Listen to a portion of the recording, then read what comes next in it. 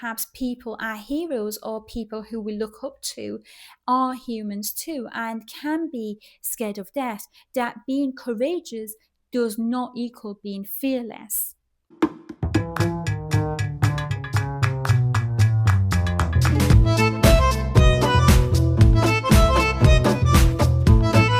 There is a deep belief that at the moment of death, our performance drops and our authentic self emerges. This is why it's so important for us to know what our loved ones said or thought about before they passed away. It helps us get closure and understand who they really were before they passed away. The same can be said about our heroes. For example, let's talk about the case of Ernesto Che Guevara. Guevara was a revolutionary leader, and like any other revolutionary soldier, he is controversial. Some people admire his courage, and others disagree with his methods. Perhaps Guevara's last words can help us determine whether he really had the revolutionary spirit and whether he really cared about his people. Now, there are different accounts of what Che Guevara said to the soldier who was about to execute him in Bolivia. His last words can tell us a lot about Che Guevara himself, because we expect people to drop their performances before they die.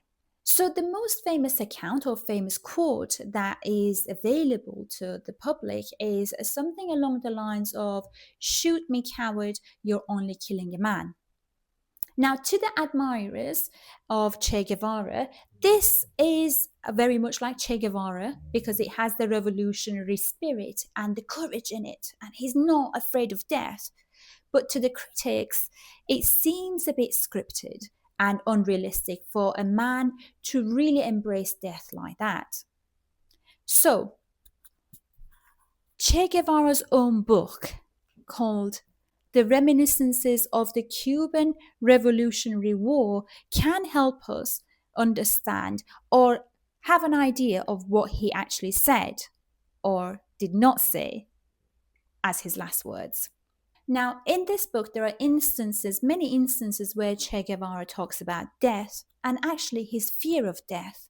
For example, on page 198, he talks about being in the firing line, and I believe that he was injured at this point, where he sees one of his troop members,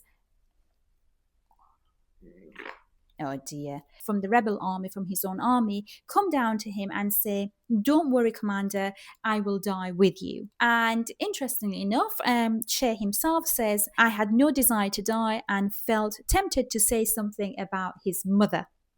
I don't think I did. That day I felt cowardly."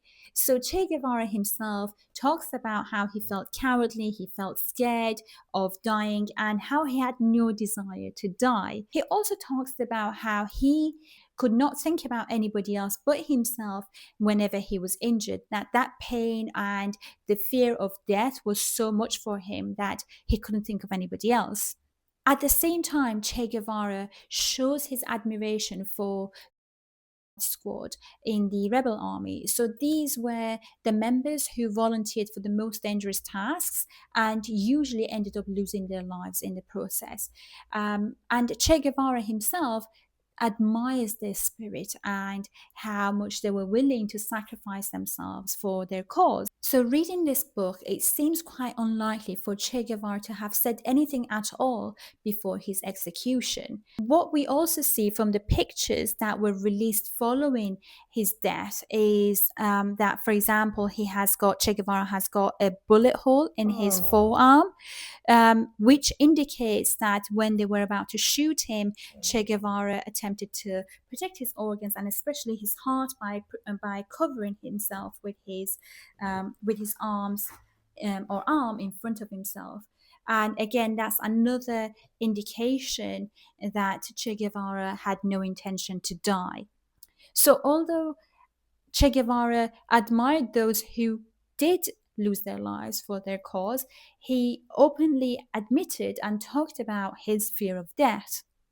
And perhaps this is a lesson for us too, that Che Guevara may not have said anything such as "shoot me" or "you're a coward," because he himself feared death.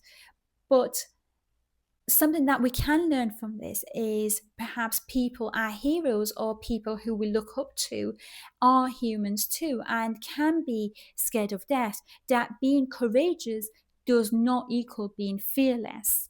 So, my question is, when you reflect on your loved one's last words or your hero's last words, do they help you understand who they really were?